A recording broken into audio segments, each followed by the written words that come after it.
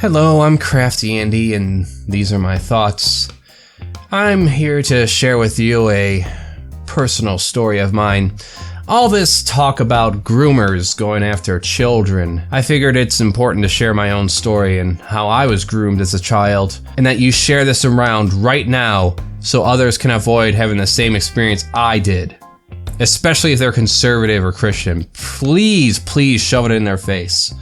When I was a small child, I was often taken to this building and placed in a room with other small children. We would have an adult supervising us, gifting us with snacks, playing games, telling us stories, and watching videos that look like kids shows, but that was just a ruse. Did you go to the movies? Yes, sir. Do you realize what you've done? Your mind is the most important thing you have. That's why the Lord is very clear when he says we have to be careful what we put in it. Just by going to see it, you've put something into your mind to dirty it, to pollute it. There's a great revolution to save the souls on earth. We are united for saving the world, and I wanna do my share. I wanna be a part of the great revolution. I wanna be a king, demon fighting machine, and join in the great revolution. It was softening us up to what this would all lead up to. These adults actively convinced us to allow a full grown-ass man to come inside us. This man was named Jesus Christ. Jesus Christ, oh Jesus Christ, who are you? What have you sacrificed? We were told that he knows what we are thinking and can see us even though we can't see him. That if we were bad, there was a special place of fire and pain Jesus would send us to. We were told to love him more than ourselves, more than our friends, and even our parents, who actually provided and took care of us. He was to come before anything else in our lives, and we were to follow all the rules of his book, the Bible. The grooming would be reinforced on a twice-a-week basis. There was AWANA club in the middle of the week. Usually pledged to the AWANA flag, the Christian flag, and the American flag all in a row. I pledge allegiance to the Christian flag and to the Savior for whose kingdom it stands. One Savior, crucified, risen, and coming again, with life and liberty to all who believe. A yearly one-week event called Vacation Bible School. How we are called to be today's people of promise. VBS Pop, people of promise. Coming to you right where you are. Sometimes there were camps, choir concerts, and plays all around the stories and ideas this Jesus had in mind for our lives. One of our teachings was this Jesus man was the only one we could ever have faith in. That putting faith in anything else or anyone else, including ourselves, would lead to a guaranteed failure. We, as humans, were flawed, and no amount of doing good would make up for it without belief in Jesus, as he was the only one who was able to fix the flaws that were inside of us, inside of our souls. Isaiah 2:22. Don't put your trust in mere humans. They are as frail as breath. What good are they? Psalm 60:11. Oh, please help us against our enemies, for all human help is useless. Proverbs 28:26. Those who trust in themselves are fools, but those who walk in wisdom are kept safe. God is forever, and his character never changes, unlike man. When I was getting bullied hard in school, I convinced myself that Jesus must be doing some pre-punishment for some terrible things I'll do later in life. Something that is echoed in the show Morel. Golly, do you think God's mad, Reverend? Yeah, mad? Well, let's see. The signs would be, fire, plague, oils. Say, I think I'll go and paint the lawn. The dead rising up, and locusts. Oh, hiya, little cricket. Everybody back in! Come on, show's not over, folks! Back in, back in, back in! God's wrath has warned us. Yeah, but come on, all that stuff happened before that song. You think God can't see into the future? He can see weeks into the future, bub. I wouldn't see it in another 10 years or so. It was understood to me that Jesus knew all things, past, present, and future. So it's up to him to decide the things that he allowed to happen to me. Even though we were to love this man and allow him inside of us constantly, being queer was forbidden. Gay, bi, trans, a big no-no, let alone the stuff I was drawing at the time. There was a sermon preached to us about this when I was in the 6th grade. All of a sudden, an incident 4 years ago where a boy and I played doctor came back to my mind and haunted me. This paired with my more imaginary fantasies relating to my puberty convinced me this could send me to hell if I failed to resist.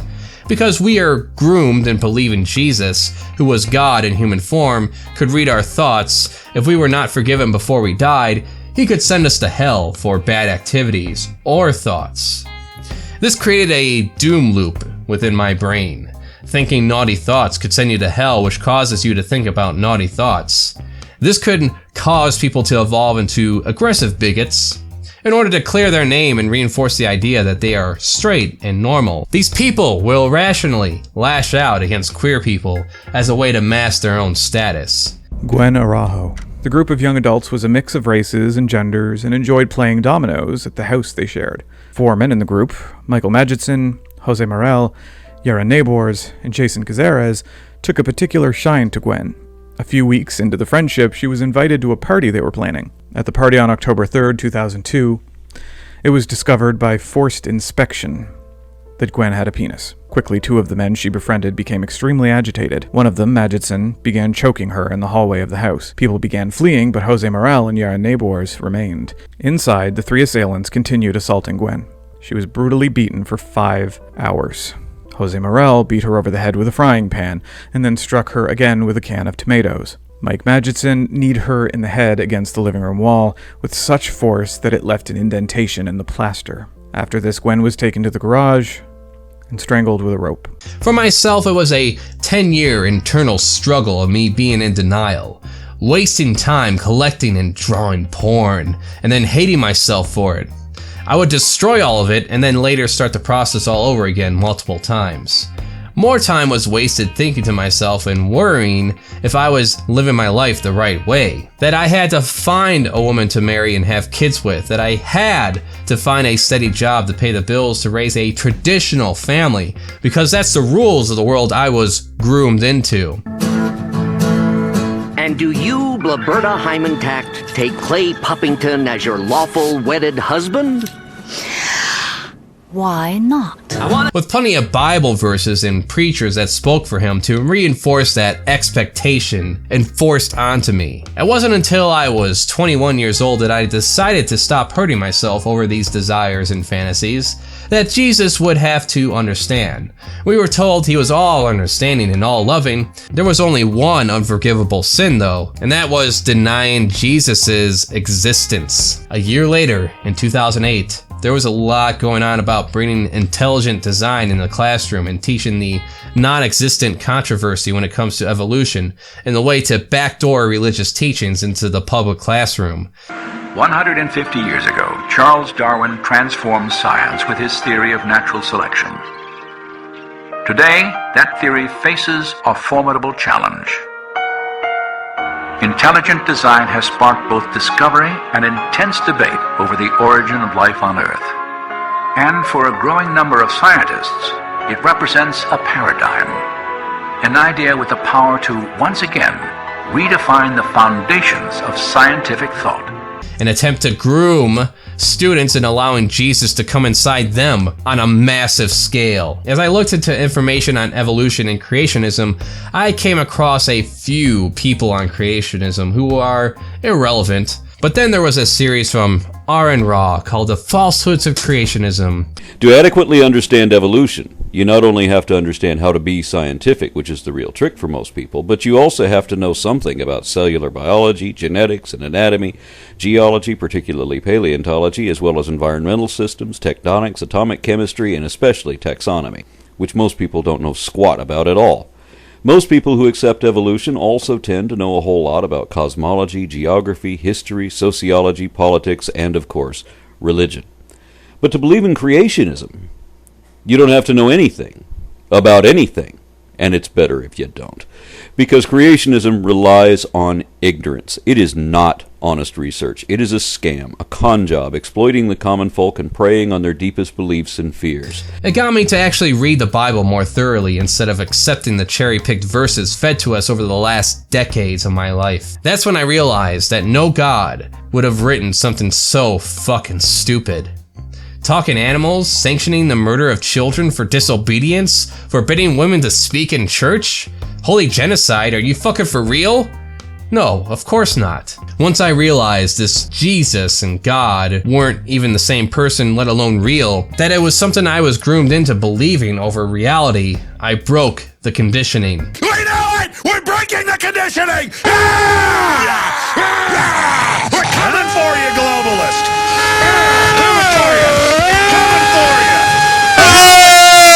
My acceptance of myself was solidified, realizing it has no connection to the content of my character.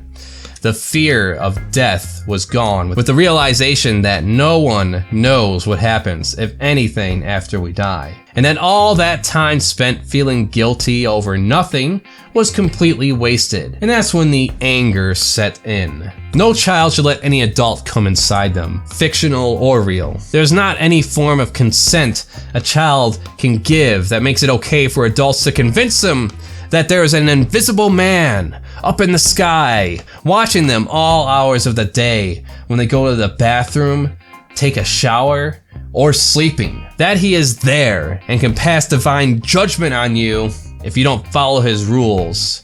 And they can never be questioned, and judgment can come swift and at any moment, at any time, in the form of just sudden death, let alone an accident or a natural disaster. It's a way to groom young minds to be susceptible to dogmatic belief in authority figures, from parents, teachers, and especially government officials. It's an effort, an abusive practice to erase one's curiosity and creativity. It's something that has created many adults who think superstitious beliefs are valid and should be enforced by theocratic law. Even now, there are those in position of power who seek to groom the entire nation to hold this groomer figure Jesus as a supreme authority we must all abide by or be cast out of society. The church is supposed to direct the government. The government is not supposed to direct the church.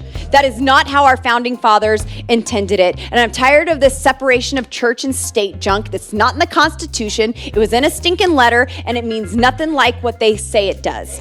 Take heed, my fellow human beings. These are just my thoughts. Subscribe, share, like, comment me ideas for topics and art. Patreon if you want early episodes, sketchbook access, and high-res downloads. Discord group to interact with me and other creators. Under the group name Horny Jail Alliance. Prints are for sale at the online store. Live streams on the Rotten A Creations channel. Some real weird stuff on the Weird Zors channel. Share, subscribe, like I said, goodbye.